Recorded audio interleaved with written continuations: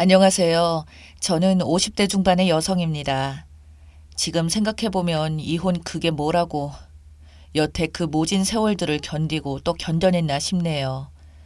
저는 27살 나이에 남편을 만나 결혼을 하게 되었습니다. 지금 시대야 27살이면 결혼하는 게 빠르게 느껴질 수 있지만 그 당시에는 반대로 저희 집안에서 어찌나 성하셨는지 사돈의 팔촌까지 동원해서 남자와 선을 보게 하시다가 집안도 나쁘지 않고 남편 직업도 괜찮으니 빨리 결혼하라며 강제로 떠밀다시피 하는 바람에 결국 지금의 남편을 만나 식을 올리게 되었습니다. 지금 시대에서는 상상조차 할 수 없는 일이었지만 저는 또 그게 그 당시에는 맞다고 생각했어요. 연애의 감정보다는 마땅히 때가 되었으니 해야 된다는 그런 의무감으로 한 결혼 같네요. 그래도 연애 아닌 연애할 때는 남편이 참 듬직해 보였고 오로지 저만 좋아한다는 그런 모습에 저도 이 남자 말고 다른 남자를 만나봐야 여전히 집안에서 스트레스를 줄 테고 또한 나를 이렇게 좋아한다고 하니까 그냥 그때는 그렇게 넘어갔던 것 같네요. 저희가 서로 마음에 든다고 하자 집안에서는 이때다 싶었는지 만난 지 2달도 채 되지 않아 상견례를 바로잡았고 정말 번갯불에 콩을 볶아 먹듯이 저희 결혼식은 그렇게 이루어졌습니다. 즉 집안의 압박 덕분에 남편이 정확히 어떤 사람인지 제대로 알아보지도 못하고 결혼하게 되었었죠. 그 뒤로 결혼한 지 얼마 되지 않아 저는 임신이 됐고 그때부터 제가 몰랐던 남편의 본 모습이 드러나기 시작했습니다.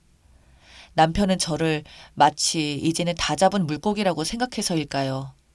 점점 배려의 말도 사라지고 막말을 내뱉기는 하며 자기는 청소 한 번 안 하면서 집에 오면 군대식으로 저에게 똥군기를 잡더군요.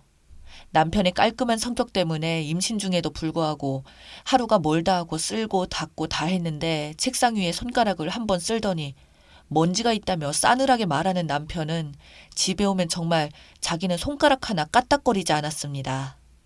신혼 때는 그래도 그런 모습 한 번 보이지 않았고 반찬 투정 한 번 없었던 사람이 이제는 저녁쯤 되면 연락이 와서는 오늘 뭐가 먹고 싶다 말 한마디 하면 저는 부랴부랴 시장으로 뛰어가서 남편이 먹고 싶다는 반찬들을 사오거나 어떻게든 만들어서 남편이 오기 전까지 요리를 해야 되었었죠.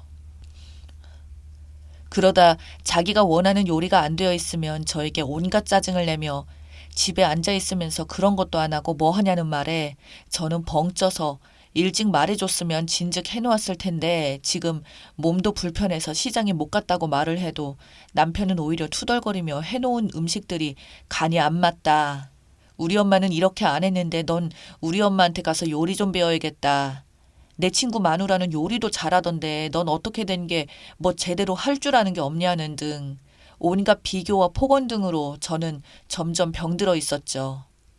저도 처음에는 남편의 내조를 잘 하려고 노력했지만 계속되는 남편의 지적질에 저 역시 참다 참다 화가 났고 참다 못해 터졌던 건 제가 만삭인데도 불구하고 남편은 저에게 요리 가지고 투정 부린 날이었어요.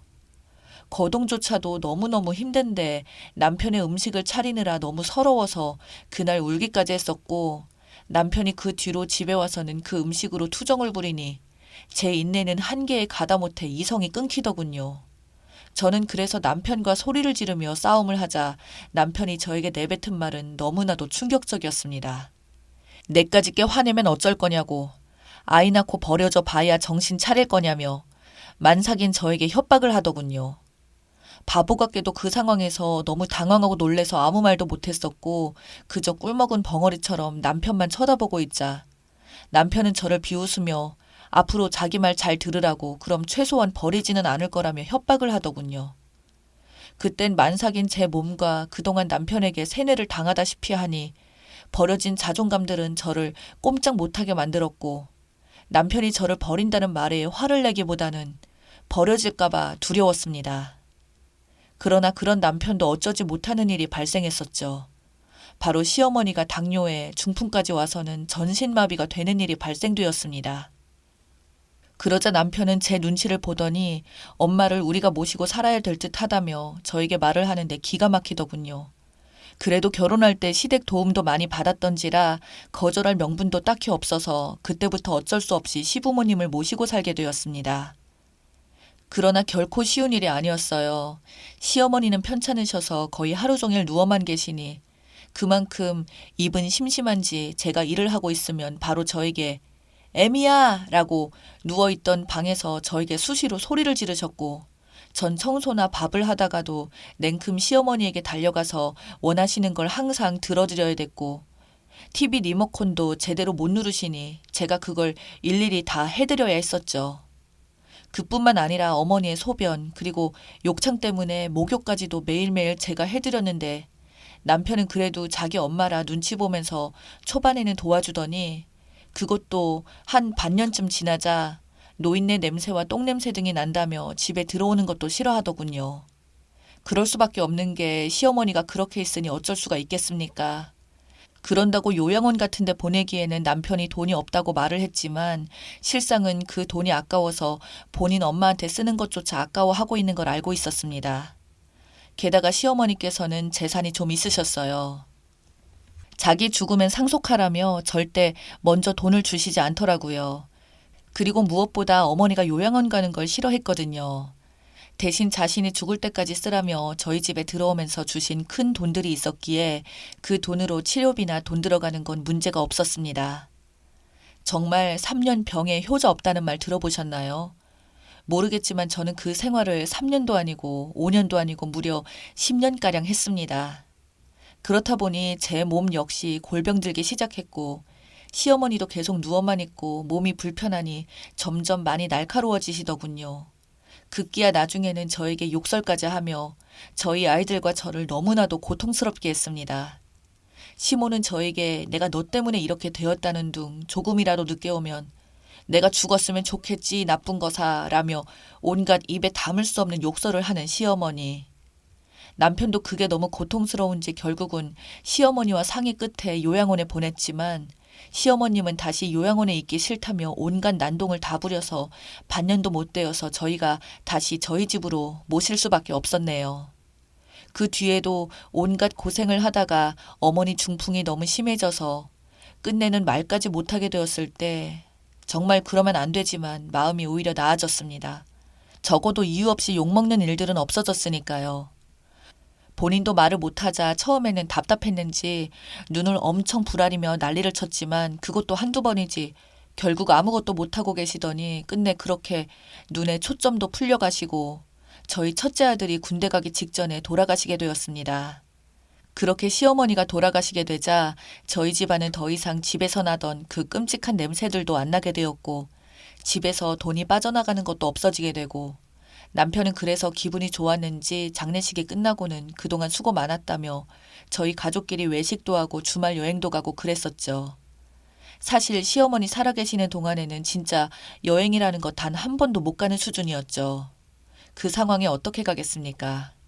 몸도 불편하시지 시어머니 거동도 못하시지 그렇다고 시어머니 혼자 놔두고 저희끼리만 갈 수는 없었으니 그렇게 몇 년간 창살 없는 감옥처럼 답답하게 지내게 되었다가 드디어 해방감을 느꼈었죠. 저도 이제 밖에 나가서 식당에서 일도 시작했습니다. 저희 애들도 어느덧 성인이 되었거든요. 식당 일이 힘들다고 해봐야 진짜 시어머니 모시던 때하고는 비교도 안 되는 수준인지라 거기서도 일을 잘한다고 칭찬까지 들으면서 일을 했는데 어느 날 남편이 제가 일하는 식당에 찾아와서는 저에게 둘이서 할 말이 있다고 하더니 대뜸 저에게 이혼을 하자고 하는 겁니다. 저는 그래서 무슨 소리냐고 했더니 사실 나는 진작부터 이혼하고 싶었다고. 근데 엄마 살아생전에 말하면 엄마 충격이 클까봐 차마 말을 못했었다며 이제 저도 인생 찾고 나도 내 인생 찾겠다고 하더군요. 저는 그게 말이나 되냐고 당신 시어머니 내가 그리 죽도록 뒤치다꺼리 할 때는 아무 말 없다가 이제 막상 당신 엄마 돌아가시니까 나를 내쫓아내려고 하냐고 하니까 남편은 저에게 좋을 대로 생각하라며 이 집에서 아무튼 당장 나가줬으면 좋겠다고 말하더군요. 저는 절대 못 나가겠다고 울고불고 난리치자 남편이 글쎄 집에 다짜고짜 상간녀를 들인 겁니다. 그렇게 상간녀를 버젓이 저희 집에 데려온 거였죠. 그러면서 남편은 적반하장마냥 네가 한 게 없으니 그냥 이 집에서 무전 취직하면서 지낼 생각이면 그냥 나가라고 난리치더군요. 저는 그 자리에서 기절까지 했었습니다. 그때부터 저도 변호사를 선임해서 남편과 소송을 붙였는데 여기서 생각지도 못한 대반전이 일어났습니다. 바로 돌아가신 시어머니께서 유언장을 남겨놓으셨더군요. 시어머니가 정신이 그나마 온전할 때 유언장을 적었는데 시어머니 앞으로 있던 많은 재산을 저와 남편에게 반반씩 주신 겁니다.